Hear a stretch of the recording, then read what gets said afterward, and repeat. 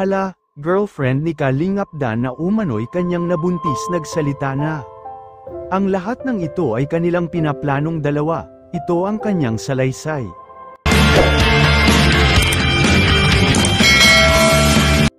Tunghayan po natin si Miss Jenny Oco sa kanyang mga sinabi. At pakiusap lang po na wala sanang pangbabash ang mangyayari. At paunawa lang po sana'y patapusin niyo munang panoorin ang kabuuan ng video na ito. Hanggang dulo, para inyong malalaman ang nilalaman nito. At please suportahan po natin ang channel ni Kuya Bal Santos Matubang, Ate Edna Vlogs, at Kalingap Rab, maraming salamat po.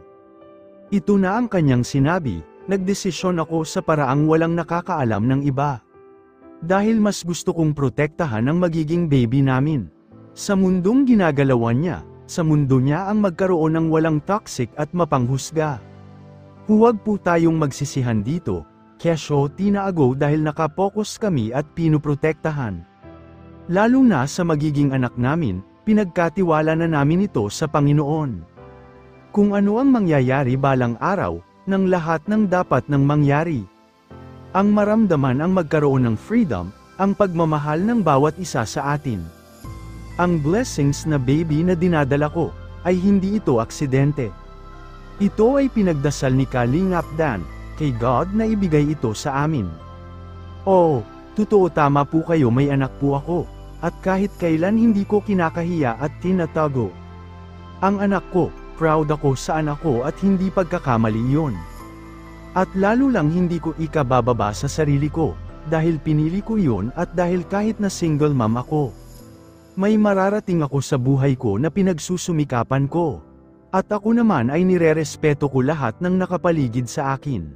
At ang nagmamahal sa akin, wala naman dapat akong ipaliwanag patungkol sa issue. Dahil masaya at blessings nga ang anak ko at siya ang nagbibigay ng lakas ng loob ko. Like sa pag-araw-araw na pagsusumikap ko, dahil sa anak ko nakakabit ko lahat sa pagsusumikap ko. Proud ako sa mga single mom, tinaguyod at binigyan ng magandang buhay ang mga anak nila. Wala kayong karapatan na i-criticize at husgahan ang mga single mom katulad sa akin. Ako binabash niyo, pero nagpapasalamat pa rin ako sa Panginoon. Buti na lang dahil sa pinagdadaanan ko noon, ay pinagtibay na ako ng panahon. Paano naman ang dalawang taong may sari-saring nakatanggap ng pambabash nyo? Nararamdaman nyo ba ang puso nila at damdamin nila? Ilagay naman natin ang puso natin sa dalawa, kung kayo ay nasasaktan. Sila rin naman ay nasasaktan, lalo na sila ang involved sa sitwasyon. Siyempre masakit dahil sa mga sari-saring panghuhusga. Dahil sa mga sinasabi nyo, at sa mga walang pagpapaliwanag ng maayos. Tao lang tayo at nagkakamali, at may pagkukulang. Kaya tayo ay binibigyan ng pagsubok, at aalisin tayo sa pagkakamali. O kahinaan na meron tayo, at pagtibayin tayo ng Panginoon. Tulungan nyo sila sa pamamagitan ng paraan ng bigyan nyo ng mabuting salita. At pagmamahal dahil kahit kailanman, ay hindi matutulungan ng pera ang pagiging mabuti natin. Sa kapwa hindi ko pinipilit na gustuhin niyo ako, dahil masaya ako sa mundo na ginagalawan ko. At maraming nagmamahal sa akin, may respeto at union ang pagmamahal hindi ako kailangan na magpaka hindi totoo.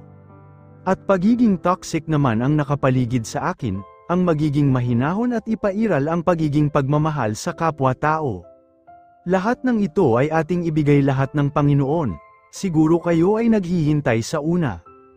Kung mga post at mga gagawin, ako po ay magsasalita ngayon lang. At isang beses lamang kahit wala ako sa grupo, ng pagiging charity lahat tayo ay nasasaktan dito. Hindi lang kayo, lahat tayo tao lang at nagkakaroon ng iba't ibang emosyon. Maganda siya o pangit siya dahil tayo lahat ay pantay-pantay. Nilikha ng Panginoon hindi po ito kompetisyon, o paangatan ng sarili. O basehan ng pamumuhay, pantay-pantay lang tayo sa mata ng Panginoon. Mas makakabuti siguro ang mag-focus, ang matulungan ang bata para makapagtapos siya sa pag-aaral, at makarating niya ang kanyang pangarap sa buhay, ang pag-aaral, huwag sana tayong one-sided, dahil ang masama, ay sa sakit na salita na sinasabi, ay hindi na natin mababawi pa. Ito ang mga mensahe na binitawan ni Miss J o ni Ma'am Jenny Oco na nagsasaad dito na wala sanang pagbabash ang gagawin natin both parties.